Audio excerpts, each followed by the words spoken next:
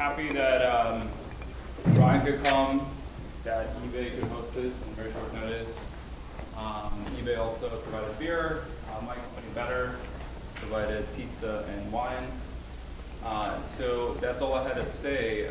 Super pumped about this presentation. So let's get it. Actually, do we have audio? Yeah, is it working?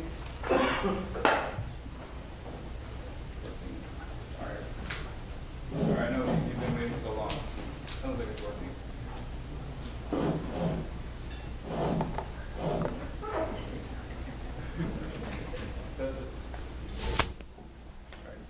Good, good. Oh. All right. All right. Hello. Right. So, hey, I'm Ryan, and I'm a data scientist at Clarify. Today, I'm going to talk about what convnets look at when they look at nudity. Better. Okay. This is okay too? No. No. Okay. All right. All right. Please be advised, this presentation has content which may be offensive to some viewers. You had 40 minutes to figure it out. So. For example, we're going to show pictures of Lena. And there's one not safe for life photo at the end, but I blurred out the not safe for life part.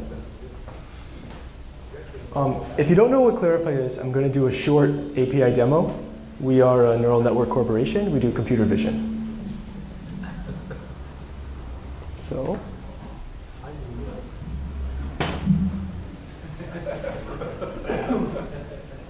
We have an API. You give it an image. It comes back with a prediction for what it thinks is in the image. It thinks this is a lake and water and fall. It also thinks it's safe for work. It thinks it has these colors. Going to throw a dog at it. It thinks it has those colors. It thinks it's winter, snow, wood. It's also safe for work. Or you can throw it a video. You go into a video. It's about a 3-minute long video. But it's not going to take 3 minutes to actually figure out everything in the video. So I can go through my video, and I can find things which are, let's see, mountain and daylight. Or I could find things which are still mountain and daylight. But I could find other stuff. Maybe I want to close off things that are not snow. So here's where the snow is, and I can go find snow in my video. Question. Yeah? Can you, in video recognition, can you recognize concept, abstracted ideas? Like, let's say a man hugging a woman, and then you say love, or like romance, or like butterfly, or is it just objects? We do have abstract ideas in our vocabulary. Even for video? Yeah, these are the same, it's the same vocabulary as for images. So you do the frame by frame? It's frame by frame and then a little bit of signal processing. Yeah, but it's not frame by frame entirely. We do machine learning on the sequences, but the details are yeah. All right, cool. So that's the demo, and now we will get back to the presentation. So one of those models in there was NSFW. And just for a minute, I'd like everyone to pretend it's like 1996, and somebody was asking you to build an algorithm to filter porn from the internet. The internet just came out, and you have to figure out a way to remove the porn, which also just came out. So I think the real seminal work in this paper is, or in this field, is called finding naked people. And the way that they do it is the kind of thing I would come up with if I was doing this by hand from scratch. So they use a skin filter to figure out skin regions. And once they figured out skin regions, they're going to group them together into things that look like a human figure. And they decide what a human figure is based on what a human knows a human looks like. So here's an example of their algorithm. Using the skin filter, you find a segment. So it's something like an arm, right? And then you find a segment here and a segment here. Once you've got the arm figured out, you can group it into a limb. And then maybe down here you discovered it's a hip. And then this is a hip. It's all skin. It might even be able to group into something kind of like this. And then you find the face. And then it's like, OK, there's a guy, and he's doing this. And you see his face, and it's all skin. So it's a naked person, right? Great. That actually makes a lot of sense. I believe it. And then you go into some pictures, and here's what it's doing. This is when it works. So you build this machine learning model. You run it on like this naked dude here. And you find, OK, here's like a segment and a segment. It looks like there's hips and a line. So it flags that naked picture correctly as a naked person. Sometimes it also does things. This also counts as a nudity photo. I don't know why. Entirely that L would do it. But it makes a lot of sense, I think, that this approach is what people would come up with. This one up in the top left, for some reason, that combination of segments, whatever classifier they had on top of the segments, thought that counts also. It could be like crossing legs. It thought somebody was crossing their legs there. I don't know. And sometimes it doesn't work. This is a loaf of bread. And then this is like some piece of wood behind the bread. So it's like 2 legs and then a spine. And that's like also fires on the classifier. But you know it doesn't work and you know it doesn't work. And because what they did was they built this machine learning model to figure out features that they built by hand. And then they built some code to actually figure out what is the machine looking at, how can we debug this model. So they did code this up. I emailed them and asked for the software. I couldn't get it. But they actually do look at it and they say, OK, this is what the algorithm thought. Now we can go back and debug it. And that's the kind of thing we're going to talk about today. But it's not like it's only those guys and then us who have worked on this. There's 20 years of research. Bag of features, that's a thing. These guys have sift features. They changed it to hue sift to deal with skin more. This one is kind of cool. This is a PAMI paper. It's a skin detection algorithm. The skin detection finds blocks. You find lots and lots of blocks which definitely contain skin. Once you find all those blocks, you do this complicated thing to find this little rectangle. And then use that rectangle to seed some type of segmentation algorithm. So I don't know what it is. It could be something like Chan-Bessé or some other type of contours model. And you kind of expand out to get this skin shape. Once you have the skin shape, you run it through a classifier. And you are going to predict that image is nudity or not. One of the interesting things here is they use a CNN, which is a cellular neural network, and they use it for text. So it's close, but not quite there. And then this one I also thought was kind of cool. So if you're engineering features by hand, this I think is 2008, somebody did it. They used an artificial neural network, but not in the right way. They almost won the game, but what they did was they built features by hand, and then they used a GLM, an MLP, which is artificial neural network, KNN classifier, or an SVM. And then they compare how the classifiers work on top of the features they built by hand. And I just want to read how hard it is to build these things by hand. So I really like this example. For each blob in the image, we have computed area, centroid, the length of the major axis of an ellipse with the same second order moment as the blob, the minor axis length, eccentricity and orientation of the same ellipse, the area of a convex hull fitted to the blob, the diameter of a circle with the same area as the blob, the solidity, which is the proportion of the convex hull area accounted for by the blob, the extent, which is the proportion of the area of a rectangle bounding box accounted for by the blob, the number of colors, and the area of any faces in the image are the features that they devised by thinking about naked pictures, and then put those into those classifiers to get that rock curve that they have at the end. So what do you do if you keep trying to build these type of algorithms for like 20, 30 years? Eventually, you're going to get somebody who like really, really knows feature engineering. And he's going to get this completely right because he knows exactly what to look for, and he's going to engineer the ultimate features, and he is going to build the best model. Well, kind of. It's actually really hard. This guy went to do something else. So what we do, I clarify, we have a convolutional neural network for this problem. So convolutional neural network is a pretty standard image processing technique as of a few years ago. And pretty much every convolutional neural net has 2 operations and then a bunch of other stuff. But they always have convolution, pooling, a fully connected layer, and then you get predictions.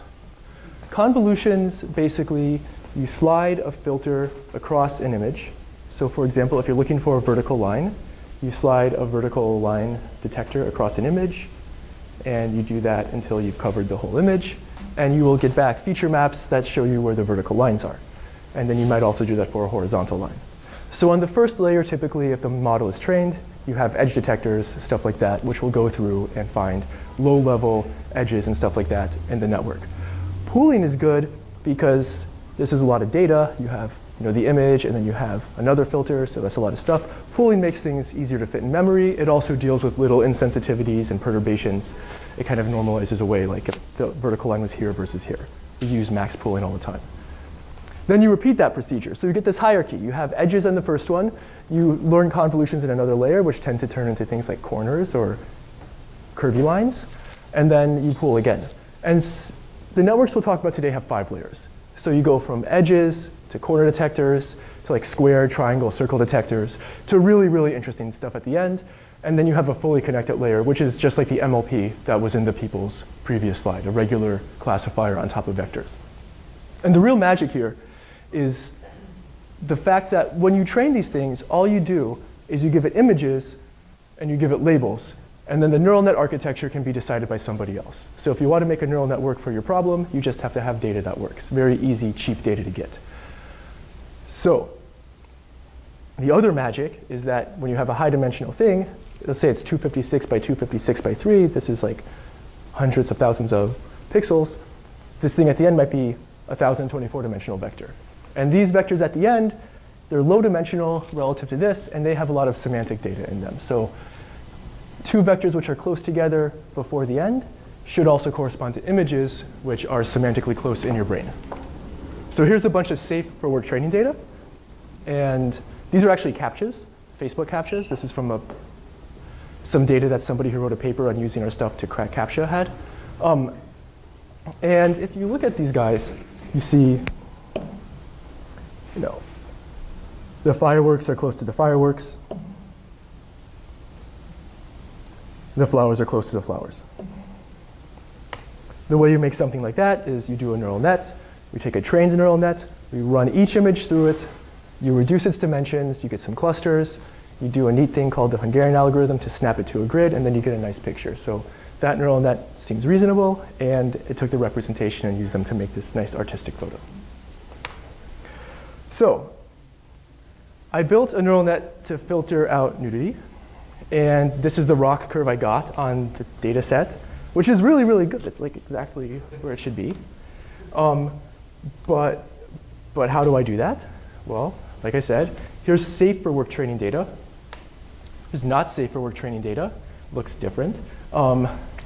Here's a convnet. In this talk, it's going to be a modified ZF network.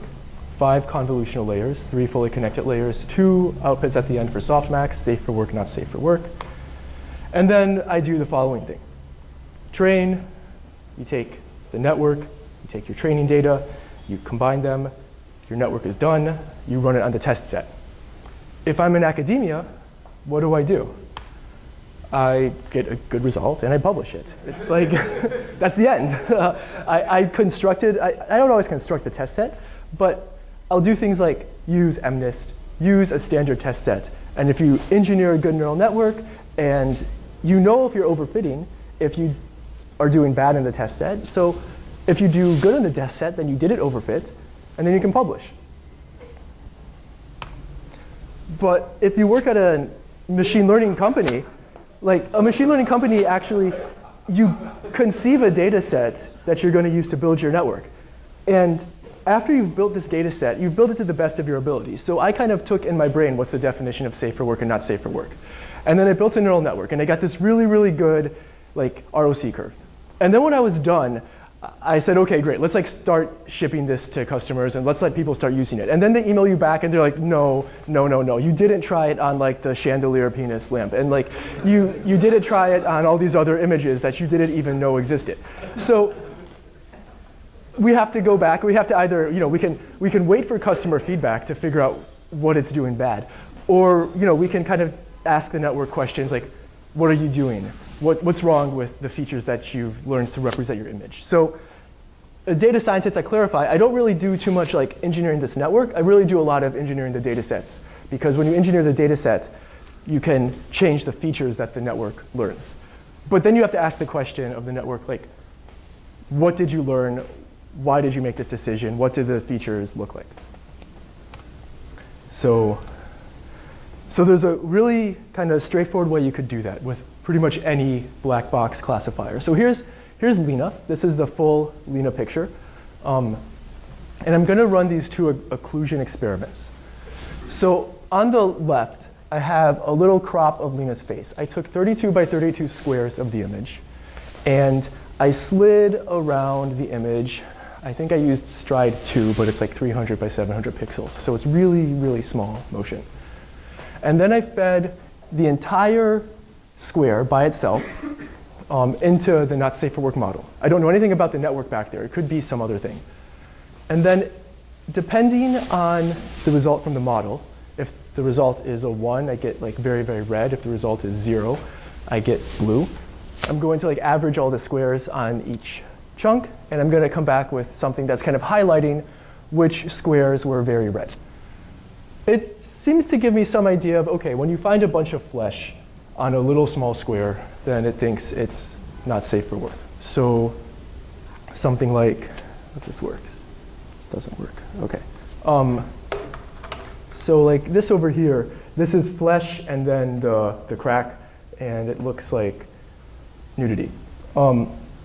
Another kind of more sophisticated experiment you could do would be to take a square and crop it out. So what I'm doing in this is I'm trying to kind of pixelate. I'm trying to censor, basically, the image. So if I pixelate the right thing, then the safe for work score should be high. So it looks like when I pixelate this part of the image, I actually get a little bit of a higher safe for work score. If you pixelate this part of if you pixelate her breast up there, it's kind of hard to see. You can still see this. So pixelating that alone isn't enough. But if you pixelate this, you actually do change the probability a little bit. And you can do that if you don't know anything about the classifier. You can just run an occlusion experiment that way. You can even, I actually did this with our API. I didn't even go into our code base to do it. I did this as if I was a customer doing this. I used 4,000 API calls, but I don't pay for them. Cool. This method, actually, this is something from our CEO, Matt. He has this in a paper. He has a Pomeranian, and he slides the, I don't know if it's his. He has a different kind of dog, maybe. But it slides the square around, and when it sees the most Pomeranian-looking chunk of the Pomeranian, it's going to change the probability that there's a Pomeranian. So if you pixelate out its face, it no longer thinks there's a dog there. So that's cool, and that works pretty well, and you get these nice heat maps. But we can do a little better if we actually want to look into the architecture of the network. So there's this technique called a deconvolutional network. As before I said, a network is going to take an image. It's going to do a convolution, and then a pooling layer, maybe a ReLU, then a convolution, a pooling, a ReLU, stuff like that. What I want to do now is I want to kind of figure out how to go backwards through the network. I want to do unpooling, deconvolution, the inverse of ReLU, just leave that on ReLU again, and I'll just keep going back. And there's really two things people mean when they talk about these. Well, it maps your activations back to the input. It's a convolutional network, but in reverse. So you unpool, which is actually tricky. And then you convolve unpooled feature maps. These are actually transposes of convolutions. In this talk, I'm going to use them to sort of probe into an existing network and talk about what that network had learned. That's not the reason they were invented in the first place. The first time these were ever invented was a purely unsupervised technique with no learning and not making inference on new data. So here's an example from the first type of deconvolutional network you found.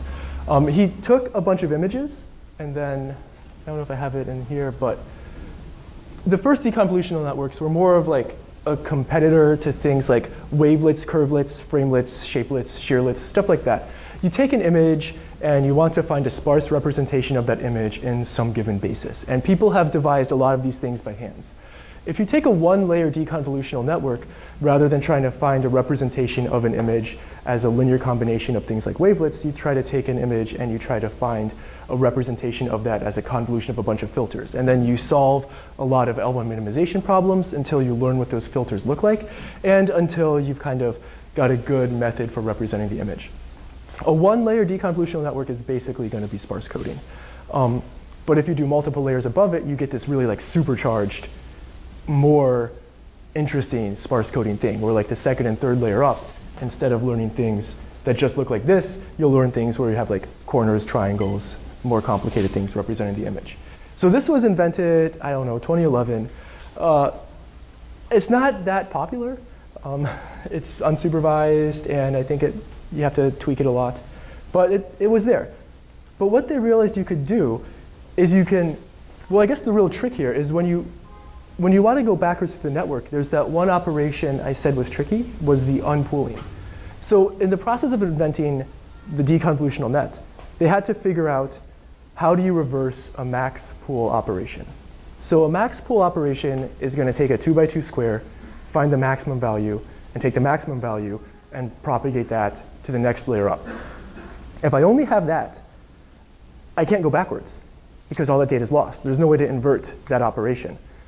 But the trick is a reasonable trick. The trick is to go through the network, and as you pass through the network, for each time you do a max pool, you keep track of which of the 2x2 squares was important to, maximize to the next one. So you have all these switches tracking which of the squares was the maximum one. So it's a bunch of coding in the fprop to track the activations.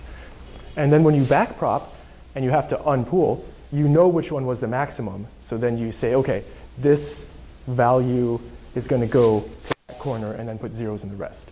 So that's how you preserve the information about the data through the image and how you go back. So that technique, once you can go backwards through a pooling operation, going backwards to a convolution is a thing that's implemented everywhere. But once you have that, you can use it to kind of pick apart your neural net. So you have a feature map. This is my forward prop. I take my feature map, I do pooling, I get pooled feature maps, and then I save those switches I talked about. And then when I unpool, I can go back. So that's like the trick. In the paper, that's this figure. So this kind of backwards information about the activations is really useful now. Because what I can do is with a deconvolutional net, if I'm interested in a particular neuron, what I'll do is I'll go into my network, I'll take an image, and I'll move the image through the network up to a layer that I care about. When I get to the layer that I care about, I'm going to look at the neuron that I care about. I'm going to set the value there to 1. I'm going to set everything else to 0. And then I'm going to backwards unpool, deconvolve until I get to the front. And the idea there is that if I had an image that would set that feature to 1, and then I backprop that, I can see how do I change this input image in such a way that I would move it more in the direction that would maximize that particular neuron. So when you do that, you can say, OK, I can understand what that neuron is doing because I can understand what the activations that most maximize that neuron are. So the first layer does nothing but edges. You can actually even just draw the filters. It looks the same. In the second layer, you start to see that edges, using this technique, edges turn into curves. Some of these things in the second layer of a neural net, this was done for ImageNet. This one is an eyeball. This guy.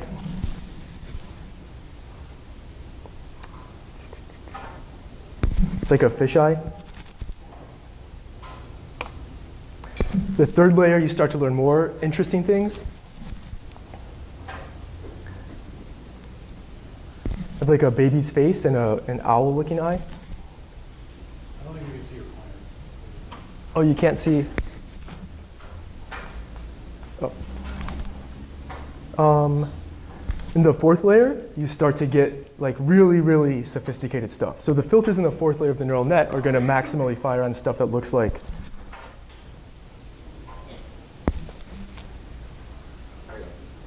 Oh, so actually when I zoom, it only zooms on this. OK, so.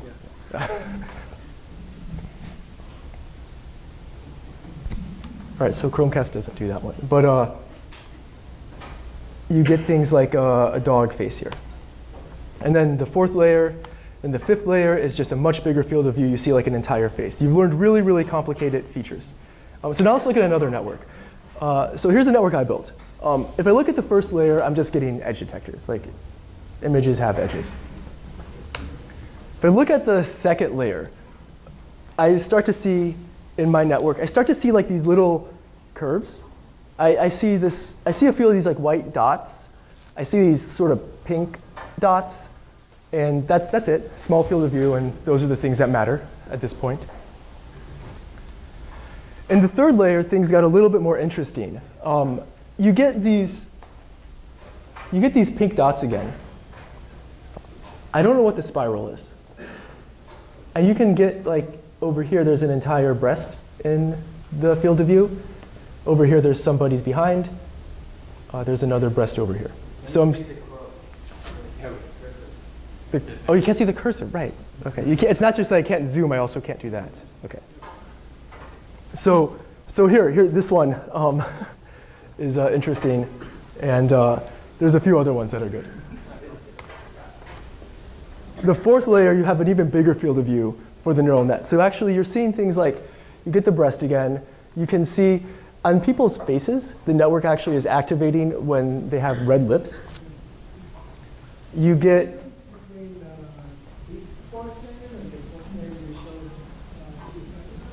this network is for NSFW.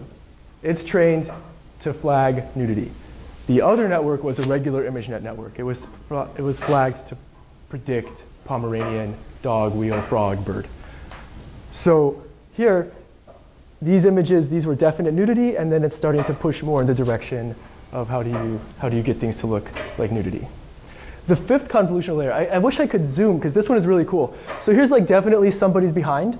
Here's someone's front. Here's a breast. Here's a behind. You can actually get like an entire chest in the image. You have to squint, I guess, but the slides will be out. There's a lot of these. There's these pink spots again. There's one over here. So in that layer, you see a lot more. And then in the fully connected layers, they look about the same. But what I want to get to is, in this one, you can see a few more things, right? These images are bigger. So this one's like obvious. This one over here, this has the white dots we talked about earlier. So actually, when the field of view is bigger, you can see like what's triggering over there. And then you've got a few, like up at the top, you have the front of somebody. So it's learning much higher level features. And then here's a few more from the last fully connected layer. These are the really, like, I picked these ones out by hand for the talk. These are the really obvious ones. And you can see, like, these are the things the network cares about the most. And these are way more sophisticated than what the first paper we talked about was firing on. The first paper just had, like, looked for skin and then assembled them together. And unless you were, like, a really creative researcher with a ton of time to paint out what these feature maps should look like, you would never sit around and design filters to catch something with this much resolution. So, and also you'd have to do it separately for this and separately for Pomeranian and separately for like every class you care about. So because this was all done automatically by the computer, it saves a ton of time, and it actually does better than I think anybody would do by hand unless they were really artistic and creative. So I'm going to show a few pictures of Lena as well as what fires on the Lena photos. So there's an entire photo shoot, by the way. There's like the one famous image, but then that's from a magazine, and there was like 7 images. So this one, you take a picture of Lena, and it identifies the breast, and it lines up pretty well with the picture. This one, same kind of thing. But it also fires on the navel. So if you have a lot of pictures of naked people, you also have a lot of pictures of belly buttons. It's going to correlate. This one, you can see actually, it fires on a breast that's in the mirror, and then on the back. So actually, that was the more interesting part. This one, the net, it doesn't fire very much over on the right, but it fired a lot on the left. So I don't know why that was. Sometimes the network isn't the best. It got both. It got the navel again. And then here's some Feedforward pictures. Barbara is like the really correct version of Lena for a lot of people. It's open source. It wasn't ripped out of a Playboy. So that happens a lot in image processing. It fires on the lips. It thinks, you know, you could make it look more like nudity if you made the lips more red. Ursula in dress, again, lips and navel. So those are the things that it really thinks about a lot. Yeah. So for you to code this as if you look for certain types of activation, or is it the full subset right? So this is what you're going to see before the three fully connected layers. So that's still going to be a non-linear classifier. So basically, based on this information, those next three layers are going to make a decision. It's not just like the number of red by hand. There's a classifier there. Other stuff, this is safe, even though and this is also safe, even though it's like things like that. Cool. So that's what it does. And actually, this is a pretty simple way to flag questionable content. But it's doing it just based on objects. So I want to talk about, this works really well. I get really good rockers. We deploy it in production to like a ton of people, and they like it. There's a lot of other companies who do the same thing. Neural nets work for it just is solved. But there's a few things that we can't do that I'm just going to kind of discuss for a few minutes. One of the things that you can't do with computer vision right now is you can't understand context, culture, and interactions between objects. So as humans and as like Americans, we can like see this is George Bush. He's supposed to be kissing a baby. He's not. The baby's crying. He has a stupid look.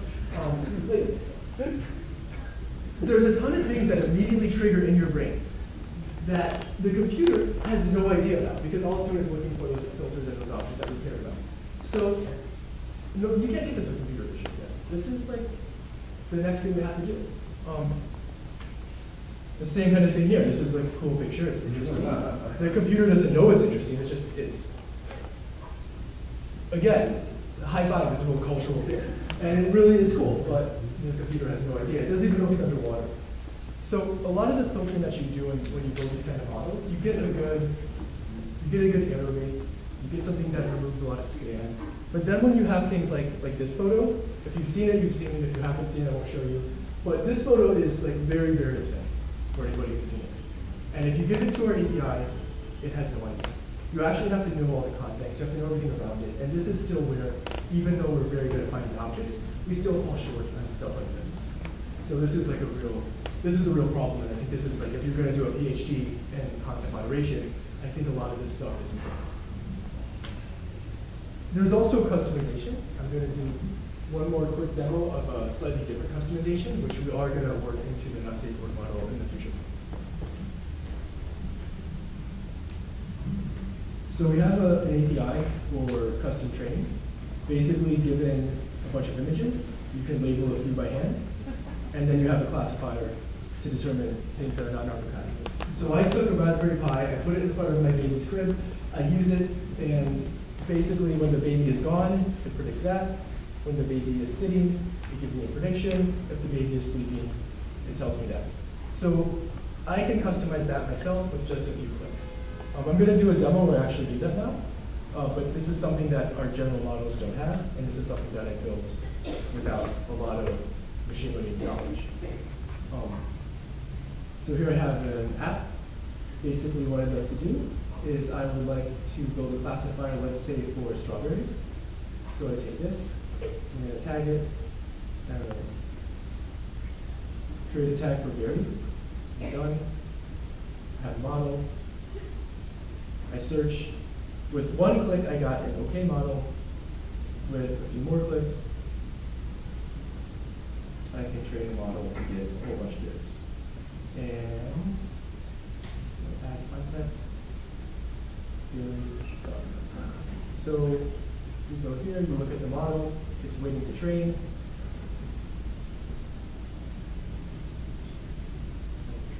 And now it's training.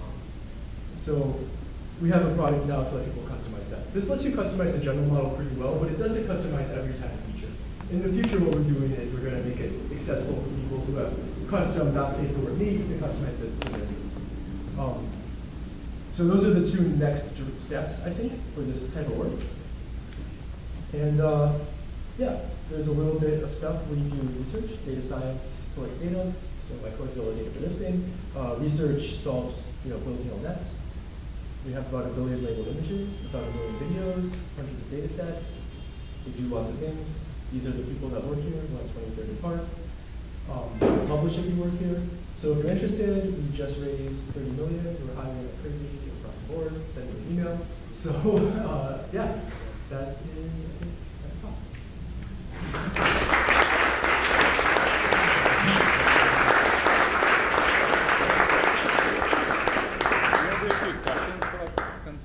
Yeah, sure. Awesome. Cool. Hey. Let's do a few questions. Separate networks to do the NSFW. So like, I guess there are a bunch of tabs you can put in the box, right? The original internet one, the NSFW one. I guess you can get Yeah. Yeah, I'll show Are they you. all separate? Are they all completely separate networks, or do you share any of the weights between those networks? Oh, okay. Well, I'll show you the networks we have. So here's the ones that are in the demo page right now. There's a bunch more. These networks you're looking at, those 6 networks are all separate. And color is, yeah, so all of those networks are separate, but we often do share weights. So we do both. But all the ones you see in this page, they're separate networks. Sometimes they're in separate configurations. We do a lot of stuff with localization, like finding logos, finding faces, and that's like an entirely different thing. So these are all trained from scratch with lots of tuning. So you said you have some of them that do share weights? Yeah, there's a few. So sometimes if I have to make something for a customer or something like that, I'll like share a lot of the weights because there's no reason to always You need reinvent the to extra copy the things. weights and no retrain on the other. Transfer. Yeah. So that is something else that we do a lot of that. I do a lot of that actually.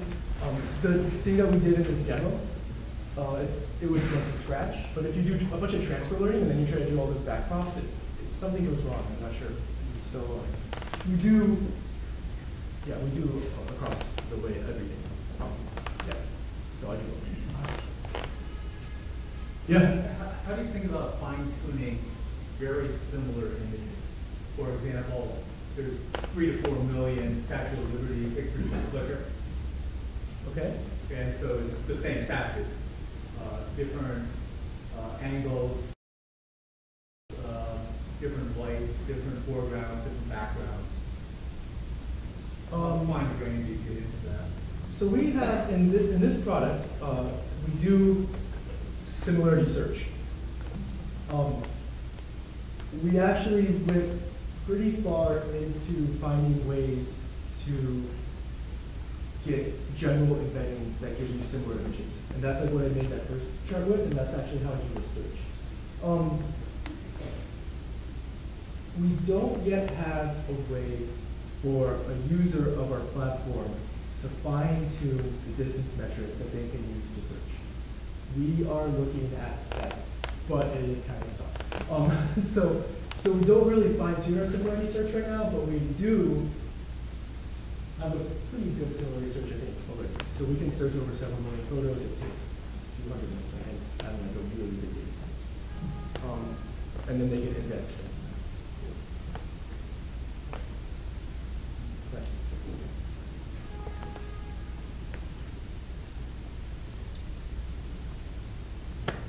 Maybe way ahead of where you guys are going, but is there something, I'm thinking of how semi-nudity informs a lot of advertising. It's something that people actually, we want them to see even in work situations, right, for advertising. Is there something to sort of separate nudity from porn, from sex, erotica? Yeah, so that's the kind of thing where we do have a model that does it. There's like safe, there's sexy but not porn, and then there's porn. Okay. And that one's pretty straightforward to get right because it just will not find like the nipple or it doesn't find those things, it finds other things. That one is actually pretty clear. The thing is, a great example would actually be that first GoDaddy ad that actually freaked everybody out. One of the Super Bowl ads. The girl was kind of drooping around all over the place. Okay. and there was nothing overtly pornographic about it, but its tone. So I have worked on it, but one of the things, let's take that one step further than like, there's safe, there's sexy but not porn, there's porn, and then there's different types of porn. That's like, I've built models to do all of that. And also, like, Playboy versus Hustler. Right? Playboy versus Hustler, and even more fine-grained than that. I've never been able to get it to the sexy but not porn versus porn. That's ready to go. We're going to ship it pretty soon. We're trying to work in some basic like foreign violence data into that one, which is a little bit hard because of the context problem. But for like the different types of porn, when you're human and you see that, you know exactly what's happening because you're human and you're really, really tuned into it. I may not, as like, Jesse Helms said, I may not be able to define obscenity, but I know it when I see it. Right, right. So like there's a lot of things that involve interactions between people, things being inside of other things so that their pixels are covered up. There's like a lot of really hard problems that actually involve interactions between objects more than they involve objects. So the really, really fine, like more fine-grained than safe and not safe. Just bathing suit versus safe versus naked is okay. But then if you go even more fine-grained than that, you find that it becomes pretty tricky to do well pretty quickly. And I think it's a totally valid research direction, but I think it's got to be some real research. But yeah, if we're going to build the Terminator, somebody has to teach it the birds and the bees. So. Obviously, cultural values are built heavily into this. Yeah, yeah. So we want to also like maybe just let people tune it themselves. Like they go into this thing, they click a few, and then they say that's what I want to do. So the similarity that you're doing over here, what are you computing similarity on? Is it the final, the output maybe at the time of the silicon activator at the end prior to classification? It's similarity on a thing that we do. Sorry? It's not going to say the details of how it works. It's just a similarity. Yeah, there's ways to do it, and we use one of those ways to do it. Regarding the is there a set of labeled images that where it's actually labeled and that I think that'll be the direction where we can go? I think for what I'm trying to do with Not Safe for Life, I don't know if there's a labeled set of images that do it. And when I've talked to people who control human workforces and I ask them if you can help label disturbing images, they say, no, we can't. Because usually it's like half a cent per annotation from a lot of these companies. And then if you're asking somebody who's working on the Philippines to like label a huge thing and everybody is like horrifying, they just don't want to do that. So for that, there definitely isn't. I mean, you can crawl stuff, but it's like still that particular one. I crawled it and it's still tricky. You have to like crawl onion sites sometimes. But if you want to do the other thing, I'm not really sure. Actually, the best answer. You could maybe use something like there's like a Flickr data set people train RNNs on. It might be good, but like that problem, it's not super well defined yet. But I know like whenever I talk to people about this, it comes up, and I think it's actually. In a similar kind of follow-up on the same question, are you, you mentioned the image stamp, but are you working against very controlled taxonomies and ontology, like Getty art and architecture, there's IPTC code for nude? Yeah, so actually what we have is we map all of our tags. So it's like crane the bird and crane the machine. And when we get an image, we go through some NLP and some other stuff, and we align each of our concepts. Well, the user creates it, no, but if it's something that we've created, they all align to Wikipedia pages. So we use DBpedia to get a list of IDs, and like based on DBpedia, you can kind of disambiguate crane the bird and crane the machine. And when you get back a response from API, you can get back a little ID, and we have a mapping to say that's frozen in the context of the movie. We don't attack that versus frozen. Let's do like one more question. Yeah, sure. I think it's pretty late. So, with to move forward with context, can't you take what you've extracted, these objects that you found, to try and build another model that looks at the relationships of what you found and you pull out? Yeah, but that's hard. That's I think something we can do, but it's not as straightforward as what I outlined earlier, where it's like get a bunch from column A, a bunch from column B, throw it into the net, and you're done. It's like you have to think about relationships between objects. People do it with like captioning and things like that, but it's, I think it's really pushing the boundaries of where we are right now versus something like just reading, which is, I think it's pretty much solved. It's only bigger, it approaches what we do in national. We have these concepts, you could look at the relations instead of sentence order, but in terms of geographic order on the picture, and try and figure out ontologies of the image and concepts of the image. Yeah, I haven't done it. Awesome. Cool. Thanks a lot.